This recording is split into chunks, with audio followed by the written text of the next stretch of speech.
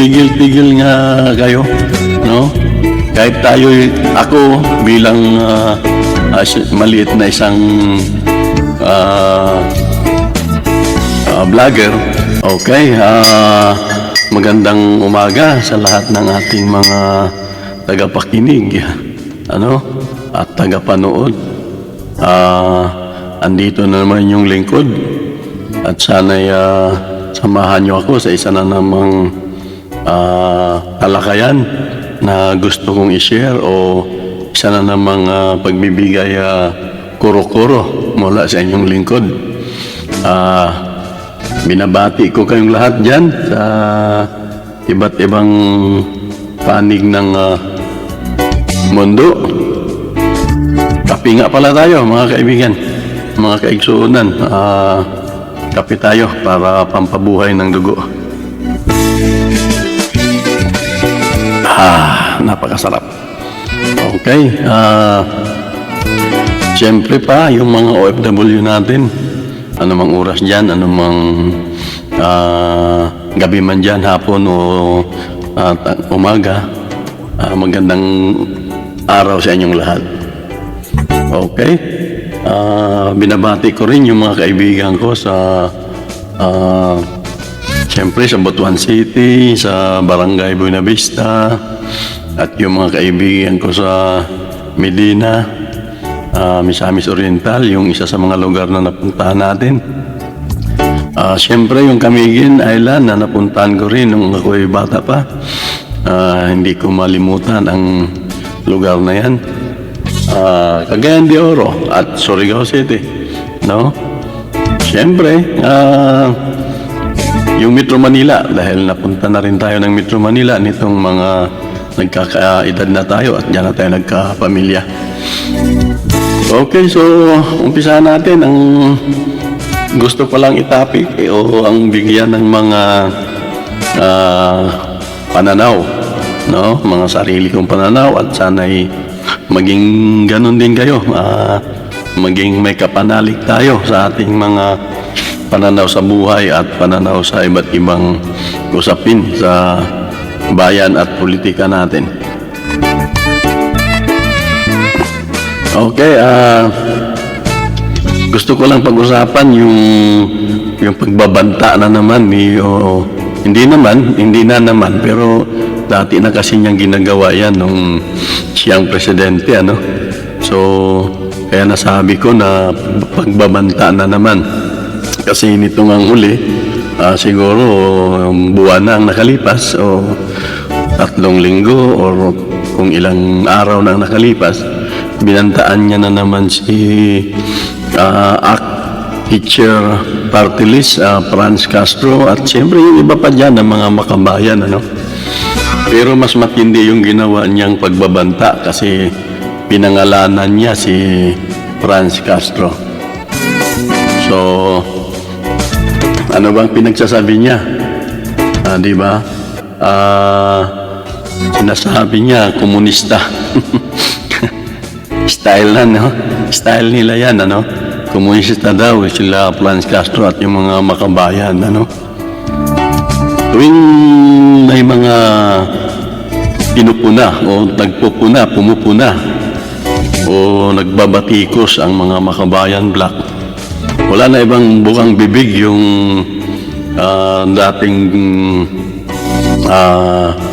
dating nasa gobyerno na Duterte administration, kung hindi komunista.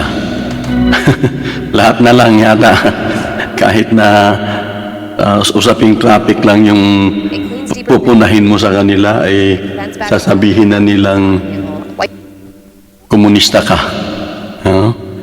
Mayroon silang tauhan dyan na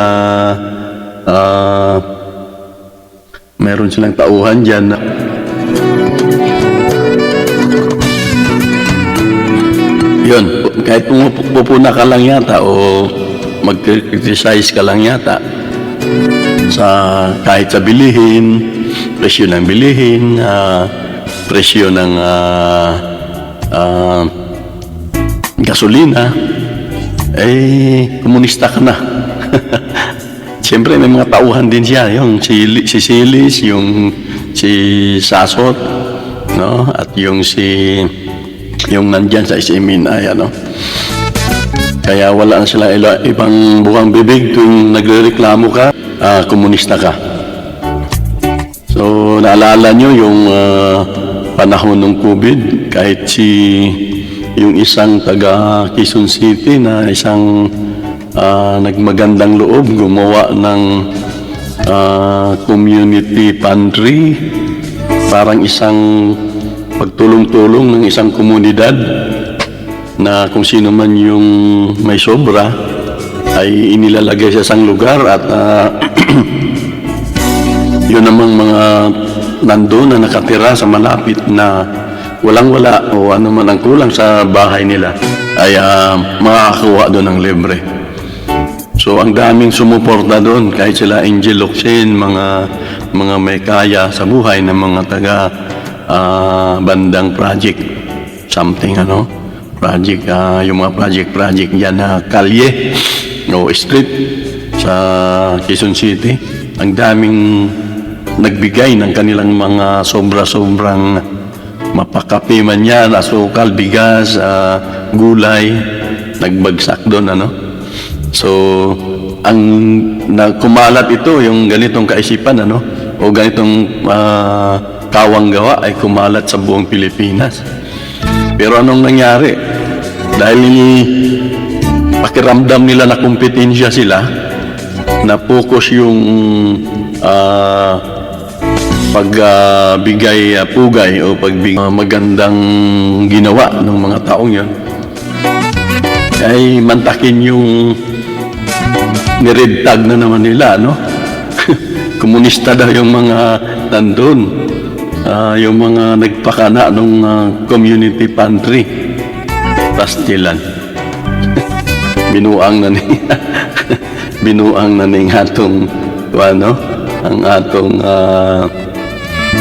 ang sanihing tawag ini, ang atong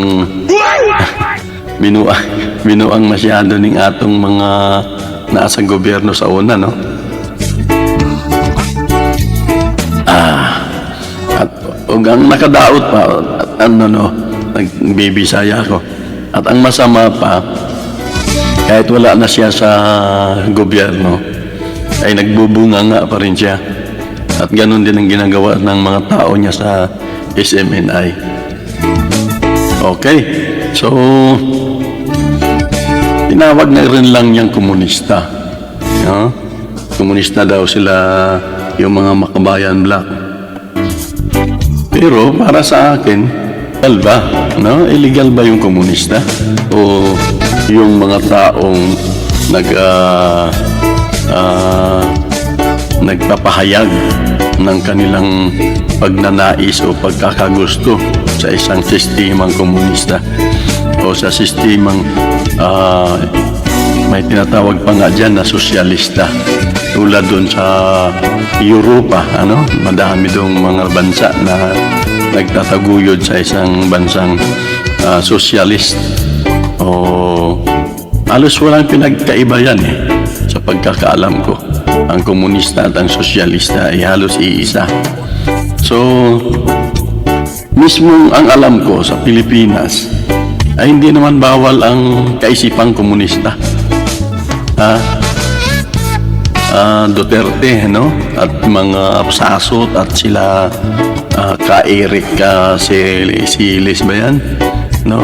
Hindi naman bawal, hindi naman illegal. Kung talagang may nag-ano ng komunistang ideolohiya o may nagkakalat o nagpapalaganap, ay hindi naman illegal yan, di ba? Kailan ba naging illegal yan? Alam mo, Duterte yan. Alam nyo yan. Kahit yung nasa militar, alam nyo yan. Na hindi bawal ang magpapalaganap ng kaisipang komunista kung talagang may nagpapalaganap, ano? Ang bawal yung mag-armas. No? Kunyari, ikaw ay kabilang dyan sa nagpapalaganap sa ideolohiyang sosyalista, tapos sinabayan mo ng pag-aarmas. Yung pag-aarmas ang illegal lang ginagawa mo. pwede ka nang hulihin. Kaya, ano ba yan? Naturingan kang naging presidente ka. Tapos, ginagawa mong pampropaganda yung salitang komunista. At gusto mo pang ipapatay. Kasi ano bang sinabi mo, di ba?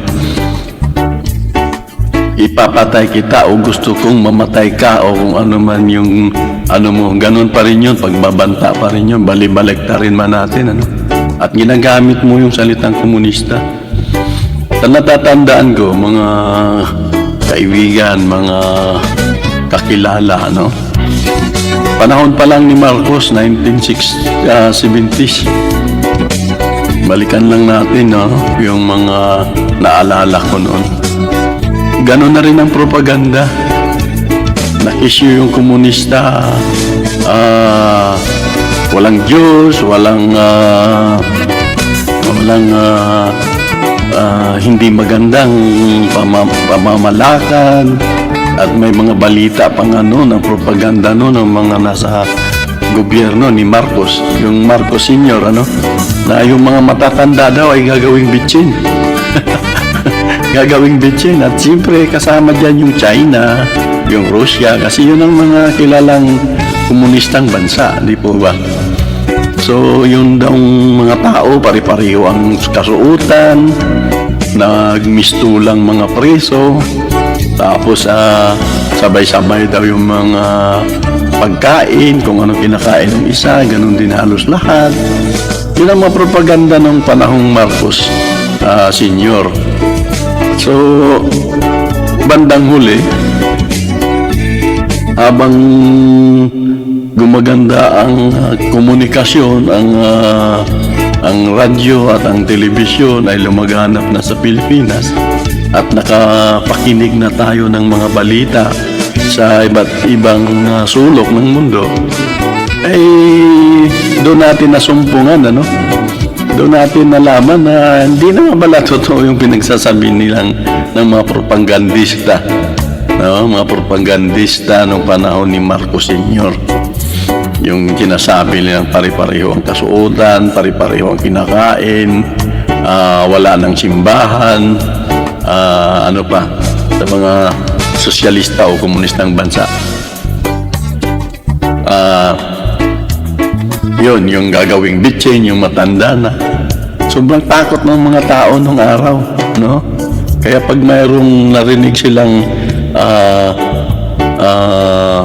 grupo daw yan ng komunista, ay grabe na rin ang takot nila. At so uulitin ko, hindi naman bawal ang sosyalista o komunistang pananaw o ideolohiya. Magpaipalaganap mo man ito, ay hindi iyon bawal. Ang bawal lang ay kapag ginamitan mo na ng armas, no? Yang Duterte, Ginoong Duterte, no? Medyo maedad ka na, no? At naging presidente ka pa. Huwag tayong magpalaganap ng propagandang mali-mali, no? Huwag nating takutin ang tao sa binibinyagan natin siya nang ika nga nire-red tag natin siya, no?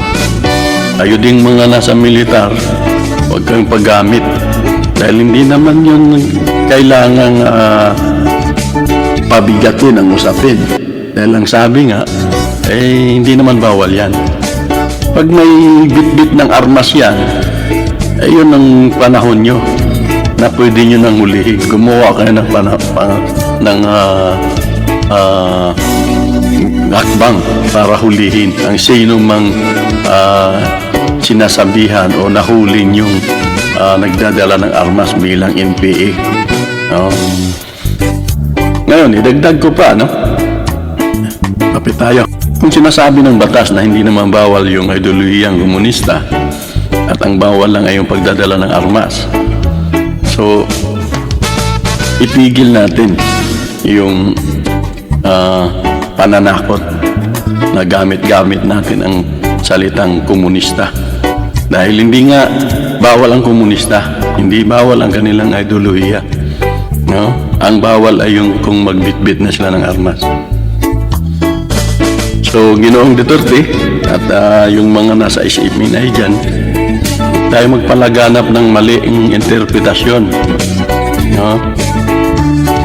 Ngayon, ang isa pang madagdag ko lang, galit na galit pa nga itong si Duterte at yung sila Sasot at sila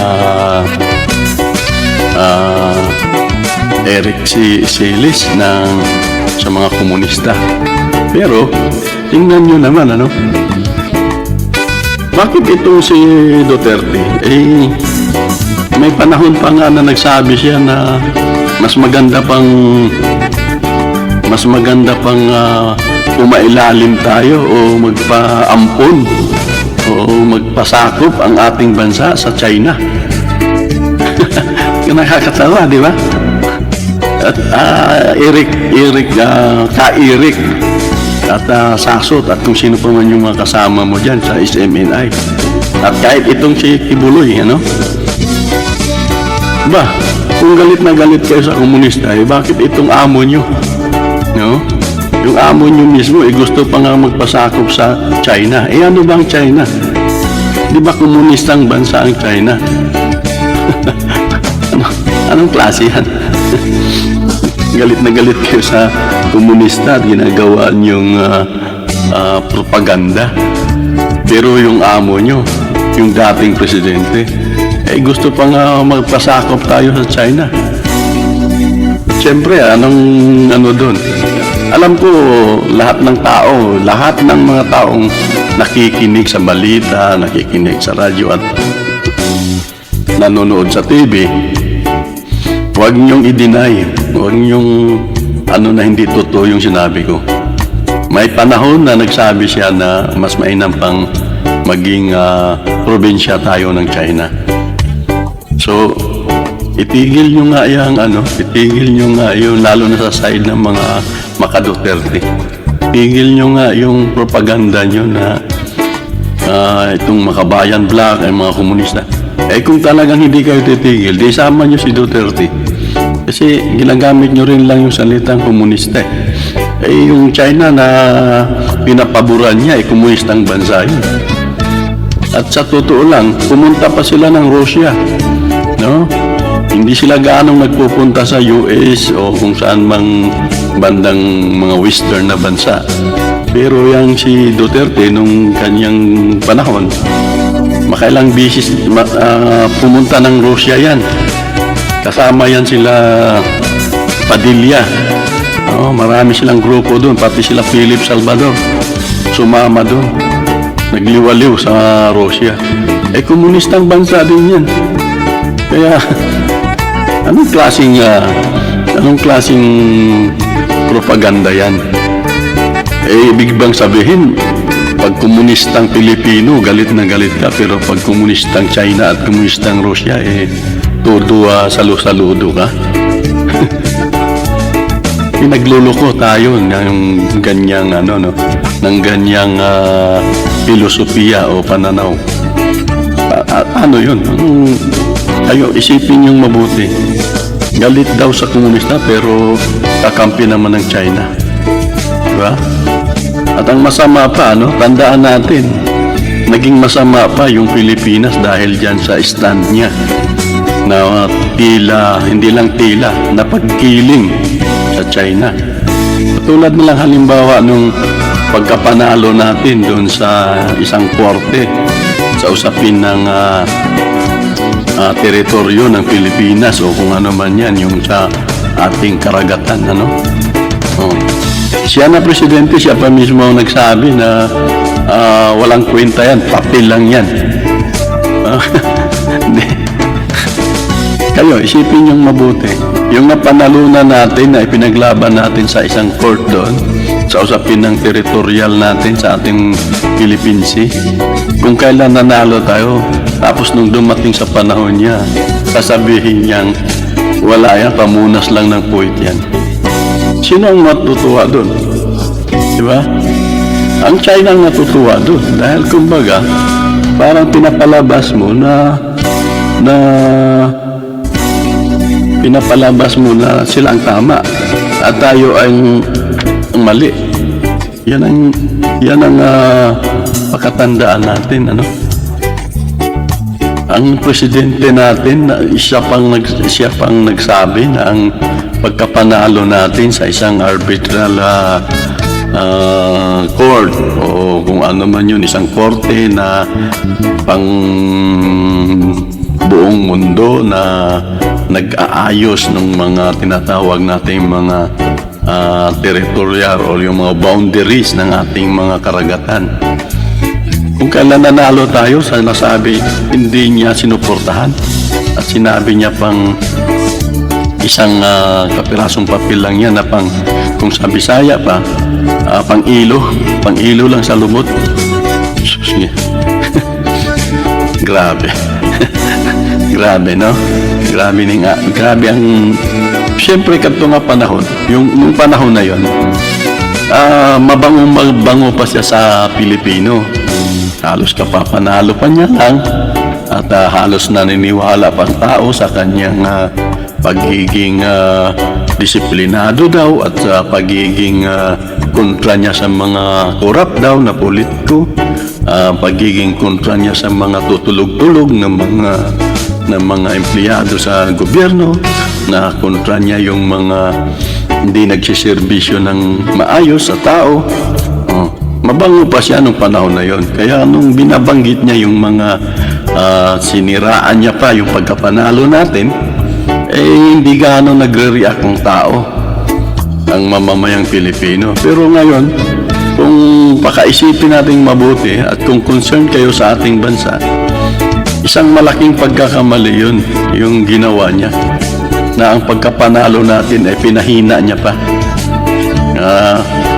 Diba? Kaya, sino nga nang mali? Di ba? Sino nga nang mali? Naging opisyalis ka ng gobyerno, naging presidente nga ng Pilipinas. Tapos, pinakampihan mo yung China na nanghihimasok o nambubuli at nang gugulo sa karagatan na ating nasasakupan. Kaya tumigil-tigil nga kayo, no? Kahit ako bilang maliit na isang vlogger, ay hindi kumbinsido at hindi ako nagugustuhan yung mga pinagagawa nyo. Buti nga ngayon, ito lang masasabi ko sa aking mga kababayan, ano? Buti nga ngayon na mayroon ng platform na nakakapagpahayag tayo ng ating mga saloobin. Yun nga lang, medyo mahirapan nga tayo dahil wala naman tayong kasanayan sa teknolohiya. Kaya ito, nagtsatsaga tayo kung ano ang nalalaman ko paunti-unti dito sa pag-recording at pag-gamit ng iba't ibang pang-broadcast o pang-vlog. Pagtsagaan natin. Pero kung ito ay noon pa at nakakabili rin agad ang inyong lingkod na mga kagamitan para sa ganitong uri ng pagpapahayag, ay noon pa dapat ang inyong lingkod ay marubdob ng ginagawa ang gawaing ito, no? Hindi naman ako nangangarap na, kasi mayroon ding usaping pera dito o yung tinatawag nilang monetization, pero hindi ako hindi ako ganong nag-after doon, ano? Ang sa akin is mas gusto ko yung maihahayag ko ang aking mga kuro-kuro, mga pananaw sa bawat issue, no, na nangyayari sa ating bansa. Willing ako na hindi lang issue, no? Iba't ibang mga bagay na pwede natin pag-usapan. Napakadaming bagay na pwede natin pag-usapan. So, ikinagagalak ko at ikinasisiya ko na mayroon na ganitong platform, at kahit na yung simpleng tao ay pwede nang magpahayag sa mga ganitong paraan. So, mamamayang Pilipino, no? Huwag tayong palinlang. Suportahan natin ang anumang grupo basta't ito'y lumalaban sa katiwalian, binubuking o nilalantad ang mga grupo na mga traidor sa ating bansa, no? Sino man yan, grupong yan, basta ba't ang kanilang ginagawa ay ikakabuti ng sambayanan, wala tayong pakialam. Wala tayong pakialam dyan sa propaganda ng kabila, no? Propaganda lang yan, no? Para huwag silang atakihin at huwag silang punahin. Tingnan nyo, propaganda nila na komunista yung mga makabayan. Sila mismo, saludo sa China, saludo kay Xi Jinping. Ano ibig sabihin nun? Di ba? So, pwede natin sabihin, komunista din pala kayo eh. So, halos pareho lang kayo. Mabuti pa yan sila Franz Castro dahil binubuking yung mga katiwalian nyo, yung mga confidential fund nyo, at kung ano-ano pang mga plano na hindi maganda para sa mamamayang Pilipino. Kayo, komunista din kayo dahil gusto nyo nga yung pamamaraan ng China. Kayo ang mas masama dahil kung mayroon kayong naitatagong pera dyan na galing sa amin, makapwede komunista kayong nang aabuso pa o nagnanakaw pa sa kaban ng bayan, diba? Okay, pansamantala, yun lang muna, no? Hindi pinagdidiinan ko lang muna yung usapin ng komunista na pinagsasabi ni Duterte at nung iba pa niyang mga kaalyado. At siyempre, panghuli, is MNI at Kibuloy,